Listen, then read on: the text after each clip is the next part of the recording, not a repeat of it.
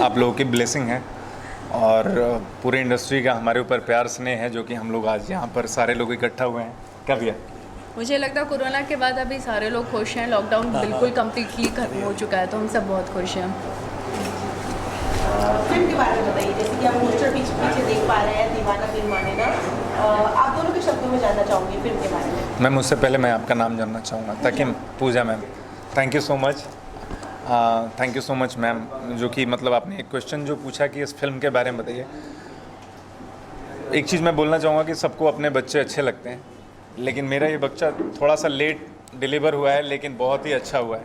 तो बहुत कोरोना नहीं से पहले बना था। हो तो गया था, लेकिन इसको तंदुरुस्ती आने में मतलब थोड़ा सा और ताकत हमारी मिल चुकी है।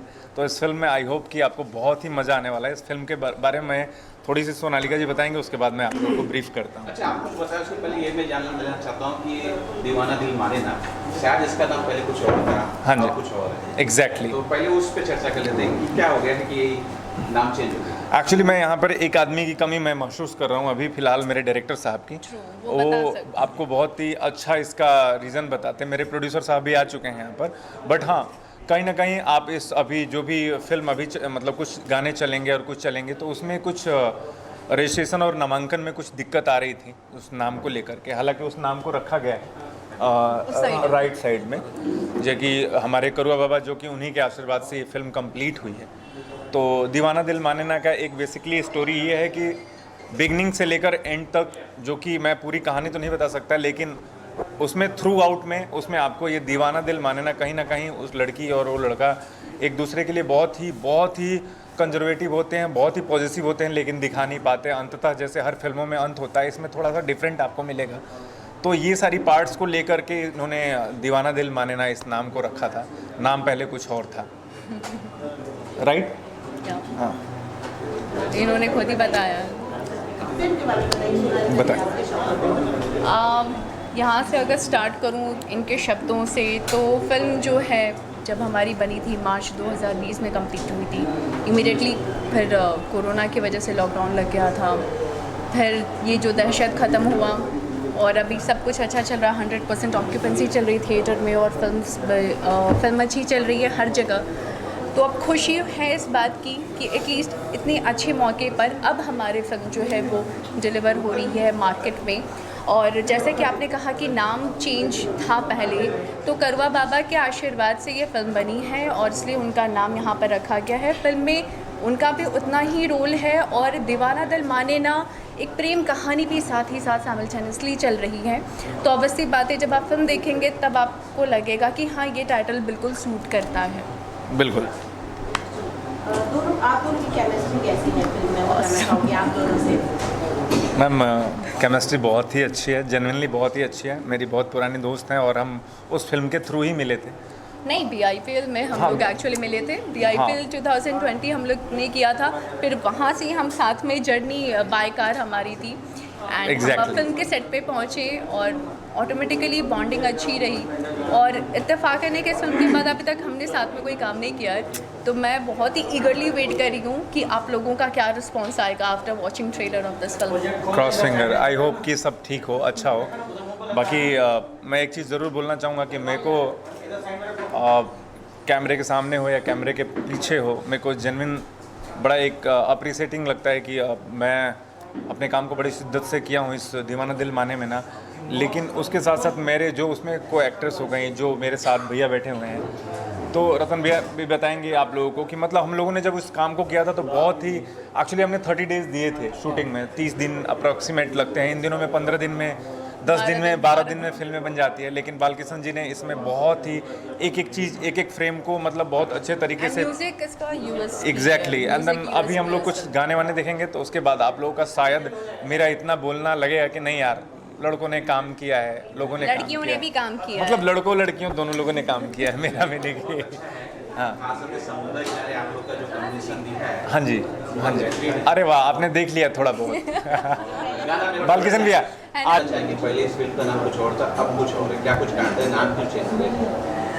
पिक्चर का नाम करुआ बाबा हमने रखे थे। हाँ, और अभी इसमें मैंने इसका नाम दीवाना दिल माने ना रखे हैं। तो करुआ बाबा भैया इसमें बड़े करुआ बाबा के भक्त हैं। हाँ, ये भी दीवाना है करुआ बाबा के। हमारा हीरो जो है वो हीरोइन का दीवाना है। तो इसलिए मैंने सोचा कि दोनों तो हम दीवाने ही हैं, प्रेम के ही हैं, तो भगवान के दीवाने हैं। तो इसलिए मुझे अच्छा लगा कि और सबसे राय लेके अपनी पूरी टीम से मैंने दीवाना दिल माने ना रखा। सर ये भी जानते हैं यहाँ लिखा भी करुआ बाबा एक्चुअली है कहाँ के स्थान पे दर्शकों को बताएंगे। करुआ बाबा हमारे प्रोड्यूसर साहब के गांव में मंदिर है शनि महाराज का, वहाँ तेल चढ़ाते हैं। करुआ बाबा के नाम से बड़े फेमस है और जो भी हम दिल से वहाँ पर मांगते हैं वो पूरा होता है। तो सर का ये था कि मैं इनके ऊपर कुछ फिल्म बनाना चाहता हूँ। तो हम गए, तो हमारे से फिर हमने देखा, फिर हम अपनी एक टीम बनाए और रिसर्च किए, उसके ऊपर हम एक फिल्म बनाए। सर अब तो फिल्म का नाम है दीवाना दिल माने ना। हाँ, ये दीवानापन है कि अभी आपको ट्रेलर दिखाऊंगा, उसमें पता चल जाएगा कि क्या मैंने बनाया है, कितना दीवाना। दोनों का, भगवान के प्रति और प्रेम के प्रति दोनों पता चल जाएगा आपको कि दीवाना दिल माने ना, और टाइटल भी आपको मिल जाएगा। कुणाल सर, आपसे जानना चाहूँगी फिल्म के बारे में। जी देखिए,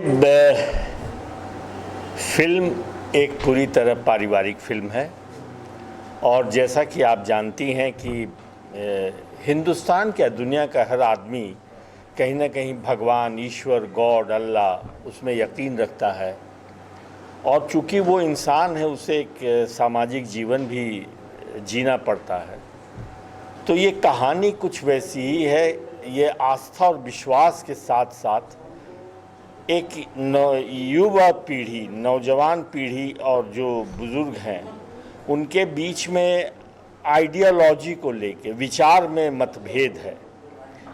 एक पिता जो ईश्वर में आस्था रखता है, जो अपनी ज़िंदगी एक सलीके से जिस ढंग से वो जीना चाहता है, लेकिन आज का युवा पीढ़ी एक सपना पालता है जो अपनी जगह सही है और उसको लगता है कि मेरे पिताजी अभी पुरानी लीग पे चल रहे हैं, उससे ज़िंदगी में जो हासिल करना चाहता हूँ नहीं होगा। तो उसके कन्फ्लिक्ट की, उसके एक आपस में बाप बेटे के बीच के मतभेद की भी कहानी है। और सबसे बड़ी बात मैं बताऊं कि इस फिल्म के जो निर्देशक हैं बालकिशन जी, कहना अतिशयोक्ति नहीं होगा या जैसे हम उदाहरण देते हैं, इंसानी रिश्तों को की समझ इनमें बहुत ज़्यादा है। अगर आप पुरानी राज कपूर साहब की फिल्में देखें या बहुत सारे हमारे ऋषिकेश मुखर्जी जी की फिल्में देखें, तो वो जो इंसानी रिश्तों के बीच जो उतार चढ़ाव होता है, जो नज़दीकियाँ और दूरियाँ होती हैं, एक छत के नीचे रहते हुए भी विचारों का मतभेद होता है, कुछ वैसी समझ मैं बालकिशन जी में पाता हूँ। और इस फिल्म को करते हुए, हालांकि मैं इनके साथ ये पहली फिल्म कर रहा हूँ, इस फिल्म को करते हुए मैंने देखा कि बाप बेटे, माँ बेटे, पिता बहू के बीच के जो संबंधों को या पत्नी के बीच के संबंधों को जो इतनी खूबसूरती से इन्होंने बुना है, सजाया है, वो बहुत काबिल तारीफ़ है। और इस फिल्म के जो निर्माता हैं हरी जी, हरी बाबू नेचुरली इस बातों को समझे होंगे तभी ये फिल्म बनाई होगी उन्होंने। तो वो भी एक बहुत बड़ी बात है कि इन चीज़ों को समझना। और हम सारे कलाकार वहाँ इनके घर पे रह के शूटिंग किए और एक ऐसा निर्माता हम लोगों को मिला जो हर बातों का ख्याल रखता हो, किसको पानी मिला, चाहे वो स्पॉट बॉय है, वो एक्टर है, डायरेक्टर है, गाड़ी का ड्राइवर है, उस सब लोगों के लिए। और नौजवान कलाकार सोनालिका और अपने हीरो के साथ काम करके तो मैं बहुत 40 वर्षों से काम कर रहा हूँ, लेकिन हर रोज़ इन नौजवानों से सीखता हूँ और सीखने का मौका लगा। तो कुल मिला के एक बड़ी अच्छी खूबसूरत फिल्म बनी है और आपके सहयोग की ज़रूरत है। थोड़ा मीडिया से मदद कर दें ताकि परिवार थिएटर में आ जाए। सर क्या कहना चाहेंगे फिल्म के बारे में? सबसे पहले मैं इसके निर्माता हरी जी को और हमारे छोटे भाई बालकिशन सिंह जी को धन्यवाद देता हूं कि अवधी भाषा में इन्होंने फिल्म बनाने का एक साहस किया और उन्होंने इस फिल्म में भोजपुरी फिल्म इंडस्ट्री और फिल्म इंडस्ट्री के एक जाना पहचाना चेहरा, हम लोग के आदरणीय श्रद्धेय, जिनके मार्गदर्शन में हम लोग कुछ सीख रहे हैं, बड़े भैया कुणाल सिंह जी इसमें काम किया है। ये ऊपर से गौरव की बात है। यहाँ उपस्थित फिल्म के अभिनेता अभिनेत्री और हमारे साथी जो खलनायक का रोल अदा किए हैं रतन सिंह मयाल, वो भी यहाँ मौजूद हैं। सभी को धन्यवाद देता हूँ। और काबिल तारीफ़ है कि भोजपुरी फिल्में सभी लोग कर रहे हैं, अदर भाषा की फिल्में कर रहे हैं, लेकिन इन्होंने अवधि को लेकर एक बड़ा प्रयास किया है। और स्क्रिप्ट पे जब काम कर रहे थे तभी हमसे कई बार चर्चा हुई, तो मैं इनको बहुत साधुवाद देता हूँ, इनके प्रयास को सराहना करता हूँ। और आप लोग से भी अनुरोध करूँगा कि अधिक से अधिक इनको आप लोग प्रमोट करिए, इनके प्रयासों को प्रमोट करिए, जिससे अवधि को भी सम्मान मिले भोजपुरी के साथ साथ। और इन्होंने जो बताया प्रेम और आस्था, दीवाना दिल माने ना, प्रेम और आस्था दोनों को दर्शाता है, तो यह बहुत अच्छी बात है। भगवान के प्रति भी है और आज जनरेशन की भी प्रति है। मैसेज वाली फिल्म है, मैं समझता हूँ, और मेरी शुभकामना है किसी तरह अच्छा काम करते रहें और हम लोग का साथ हमेशा उनके साथ है। खुदाम सर, जैसे कि आए दिन मुद्दे आते रहते हैं कि थिएटर्स तक ऑडियंस नहीं जा रही है, कैसी फिल्म बने कि दर्शक थिएटर तक आने को मजबूर हो जाए, या कैसे दर्शकों को सिनेमा घरों तक खींच के लाया जाए? देखिए, ये तो डायरेक्टर्स का, राइटर का मेन भूमिका होती है। कलाकार जो है वो आप किस रूप में उनसे काम निकालते हैं, आप किस रूप से उनसे काम निकालते हैं, वो डायरेक्टर के ऊपर डिपेंड करता है। राइटर किस तरह से लिखता है। जब स्टोरी अच्छा होगा, स्क्रीन प्ले अच्छा होगा, डायरेक्टर उसको मोतियों की तरह पिरो के अगर आपके सामने रखेगा, तो ज़रूर जो जनता नहीं देख रही फिल्में, भोजपुरी फिल्म को, अवधी फिल्म को हमारा पूरा समाज देखना चाहता है, लेकिन जब उनको लगेगा नहीं इसमें एक साफ़ सुथरा एक मैसेज की फिल्म है, पारिवारिक फिल्म है, ज़रूर लोग देखना चाहेंगे। मैं समझता हूँ वैसा प्रयास इन्होंने किया है, जहाँ तक इनकी बातों से मुझे लगा है।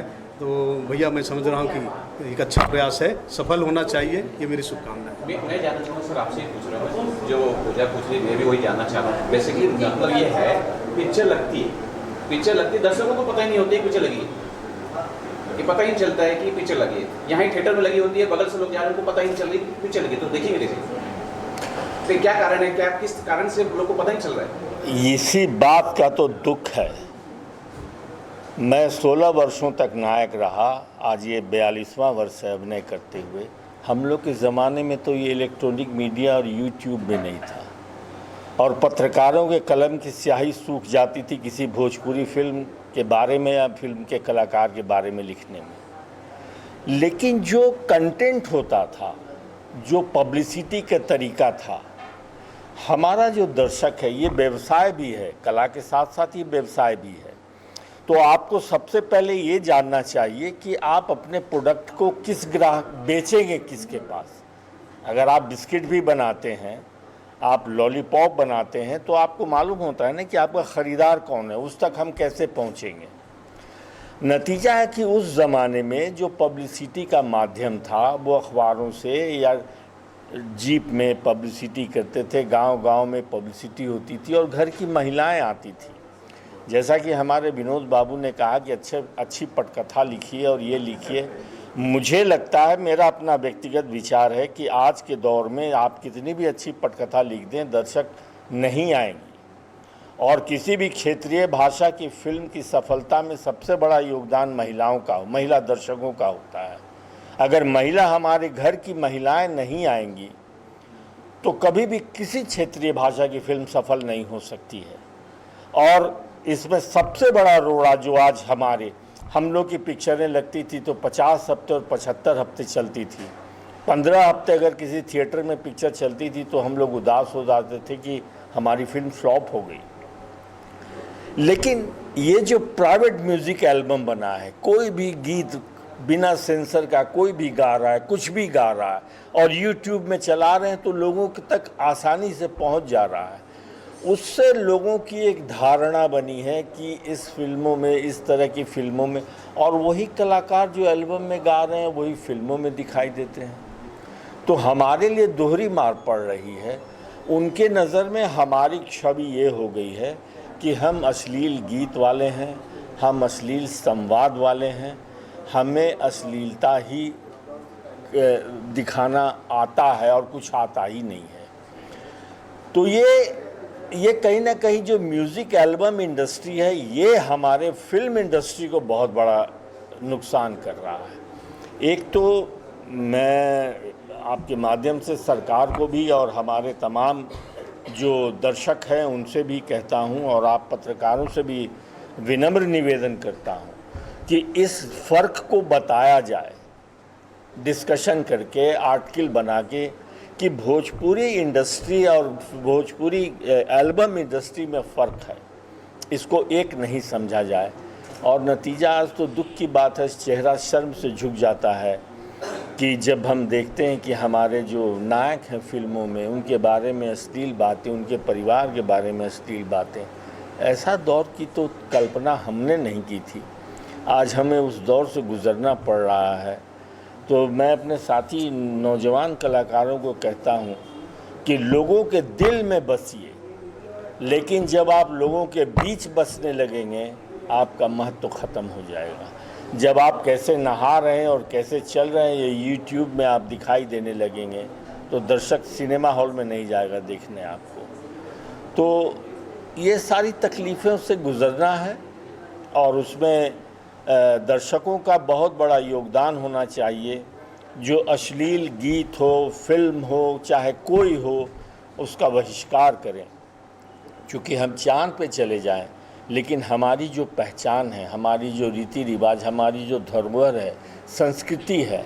अब आप जो गाने सुनते हैं, आप बताइए ना, भोजपुरी से समृद्ध कोई भाषा है जहाँ बच्चा जन्म ले, धान रोपनी करें, आप छप्पर छवाइए, फस गर्मी, जितने ऋतु हैं उस पर गीत, हर एक क्षण में हर एक इस पे किसी भी व्यवस्था में, उत्सव में, उपलक्ष्य में एक गाना है। आप क्या बना रहे हैं, क्या बनाने जा रहे हैं? तो आप अपनी पहचान मिटा रहे हैं, और जिस आदमी की अपनी पहचान मिट जाती है उसको ज़माना कभी पूछता नहीं। फुटबॉल की तरह ठोकर मारते रहेंगे लोग। देखिए, जून या जुलाई जल्दी रिलीज़ करेंगे। बहुत टाइम हो गया बना के, लॉकडाउन सब लगा रहा, बहुत जल्दी रिलीज़ करेंगे इसको। क्या पहली पसंद आपकी इस फिल्म को लेकर अंशुमन और सोनालिका ही है, या किसी और स्टार कास्ट के बारे में भी आपने सोचा है? फिल्म है, बहुत सारे लोग आते जाते रहते हैं जो आज हमारे साथ काम कर रहे हैं, तो यही हैं।